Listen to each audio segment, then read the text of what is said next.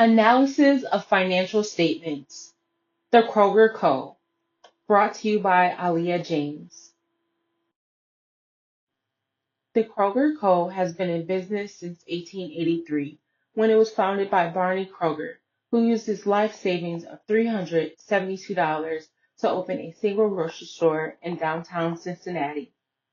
As of November 30th, 2020, Kroger operates 2,750 grocery stores, 170 fine jewelry stores, 35 food production and manufacturing facilities, 1,585 supermarket fuel centers, and 2,256 pharmacies, some of which operate under different names.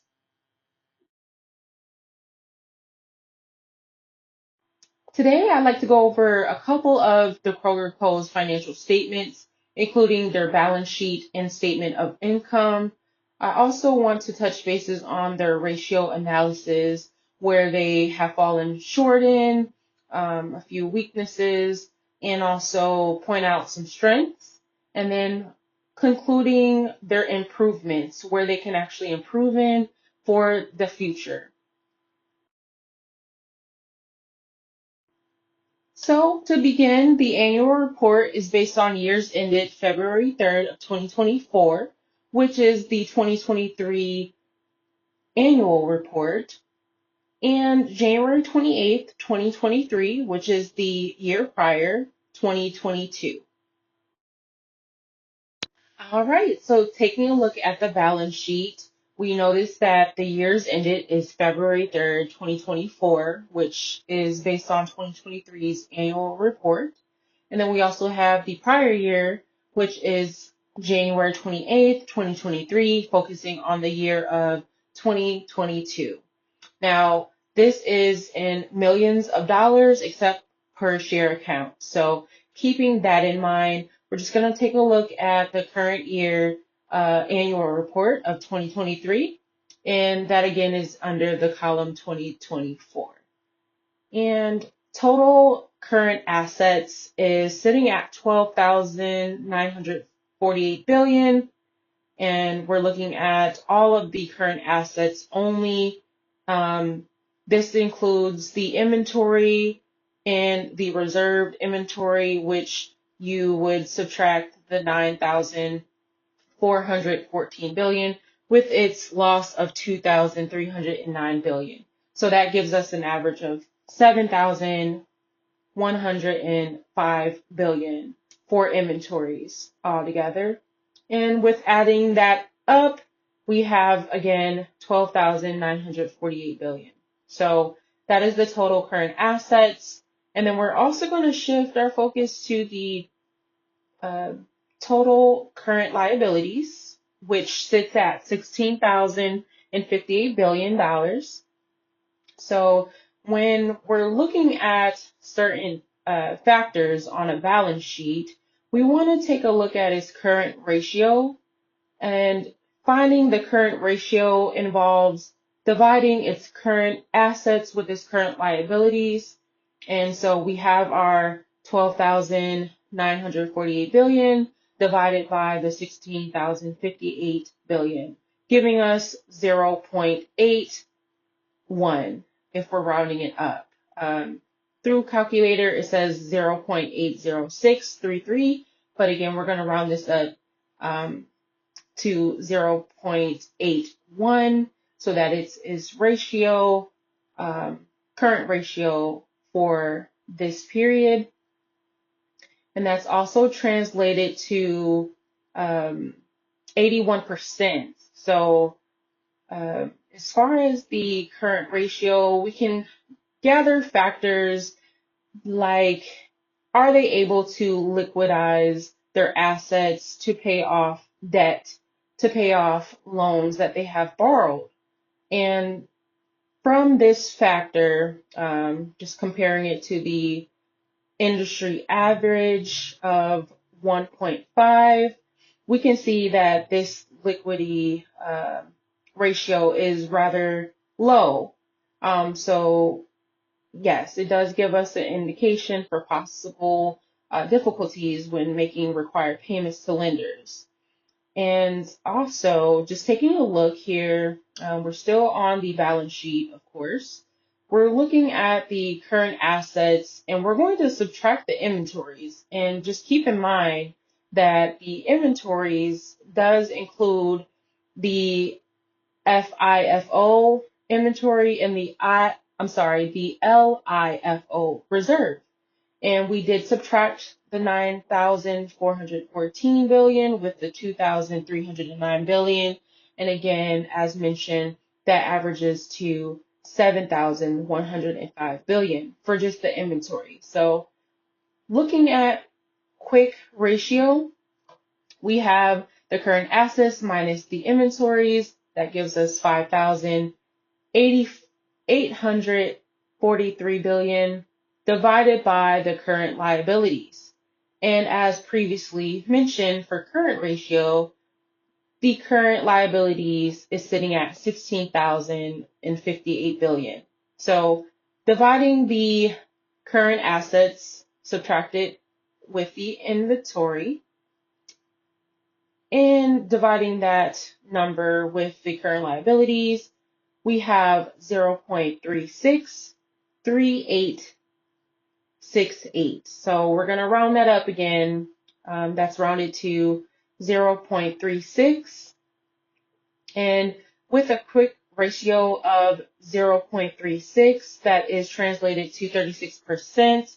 That indicates that while inventories are a significant part of Kroger, they are not easily liquidated. So it won't cover any short-term liabilities. And this, again, is relatively low. So in a grocery store, the industry is very common to have a low ratio, given the fact that they do have a large amount of perishable goods. They also include seasonal items such as outdoor items, clothing, and plants, certain things that may be just seasonal. And so just based on the quick ratio of 36% or 0.36, we can see that this signals potential challenges in meeting immediate financial obligations. And also just taking a look here at the balance sheet still, we do want to look at their inventory turnover ratio. Their inventory turnover ratio is sitting at 0.31. That is translated to 31%. Now, how do we get the inventory turnover? Well, we're looking at its asset management ratio, where the cost of goods sold is divided by the inventory. And this leads to the income statement. All right, so we have the income statements pulled up. And just keep in mind that we're focusing on the current year, 2023, which is February 3rd, 2024 calendar year. All right, and this is still millions of dollars except for per share accounts. Now, we were just talking about getting the inventory turnover ratio and how we can find that.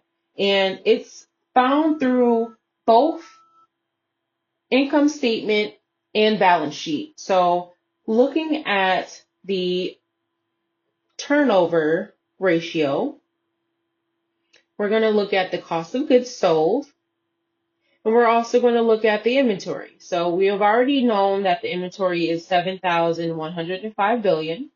But now, what is the cost of goods sold? So taking a look, the cost of goods sold is also known as the net earnings, including non-controlling interest.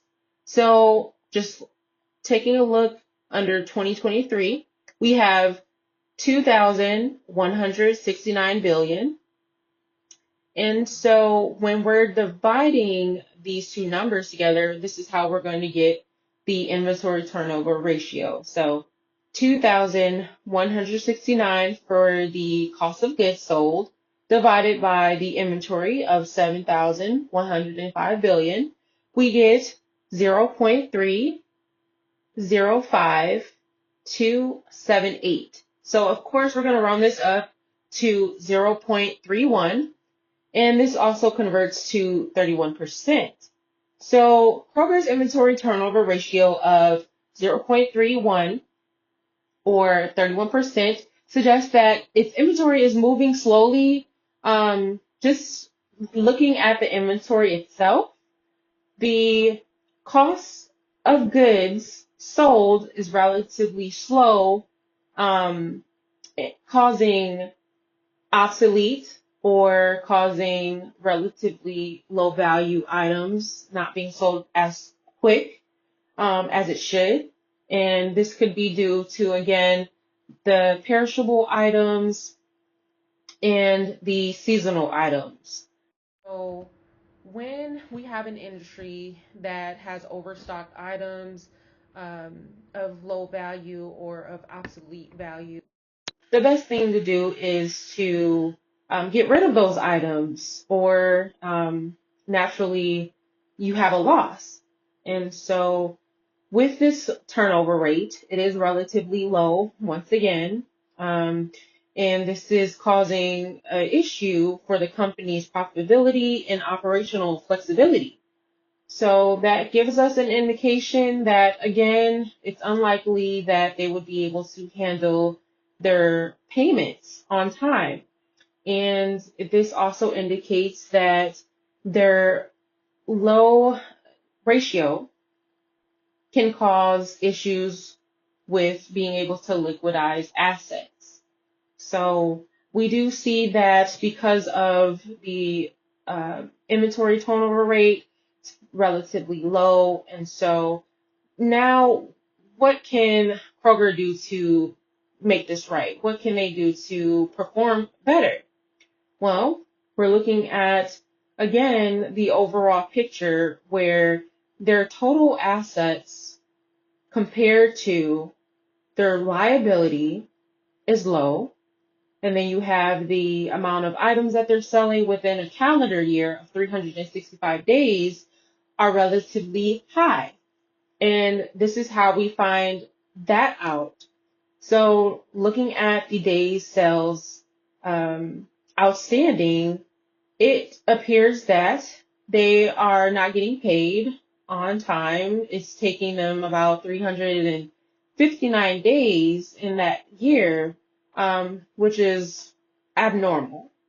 And this is only based on their policy of needing to receive payment within 30 days. So looking at the DSO, or days sales outstanding, we get this information by dividing its receivables with its annual sales divided with the 365 days. So again, we're looking at receivables. Receivables is also listed on the balance sheet, and on the balance sheet, it said 2,136 billion. So when we're dividing that with the amount of sales within that year, which is 5.94, rounded up to 6, we get 359 billion. So, or I'm sorry, 359 days that it's taking for Kroger to receive their payment. So this is not good. This is not good at all. And now we're going to look into ways that they can improve. So ways to improve the Kroger Co.'s performance as far as stock goes is to consider improving their liquidity ratios, optimizing inventory turnover ratio, cost control, and expense management. So just improving that.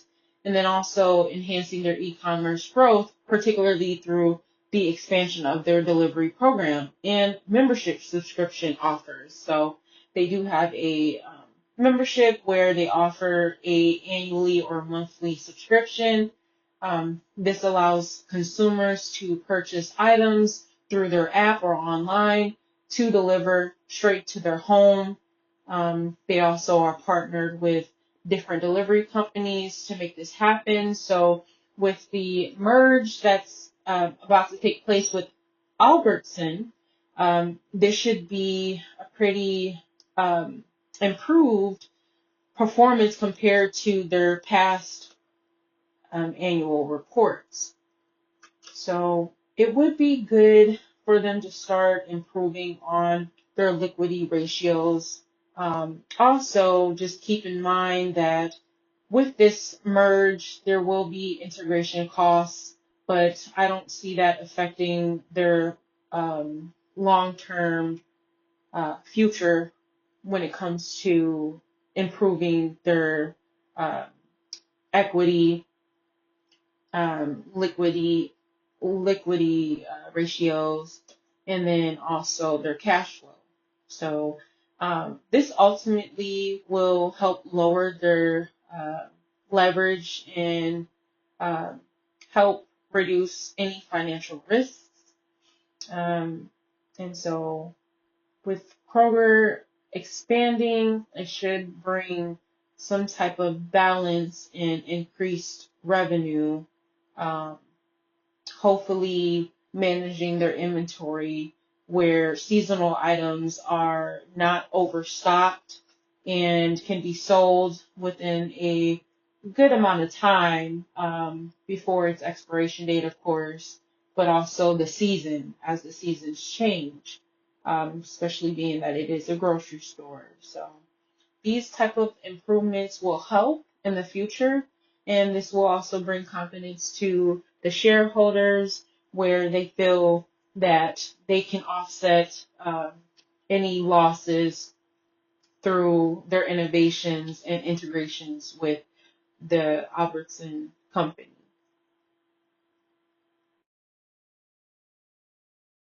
Now that we've talked about the financial statements, went over the weaknesses and strengths, and also highlighted some improvements, we can conclude that by addressing the weaknesses, such as liquidity ratios and inventory turnover ratios, managers can strengthen Kroger's ability to meet short-term obligations and increase shareholder value.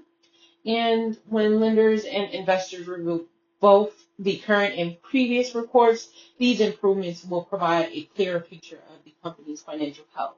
So ultimately, influencing their decisions to lend money or invest in Kroger stock. I appreciate you all for listening and watching. I hope you have a great rest of your semester.